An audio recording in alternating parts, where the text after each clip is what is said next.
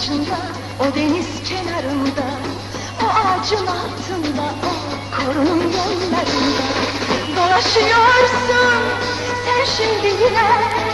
Beraber gezdiğimiz aynı yerlerde, gözyaşı dökmek artık neye yarar? Şimdi benim yerimde bir başkası var.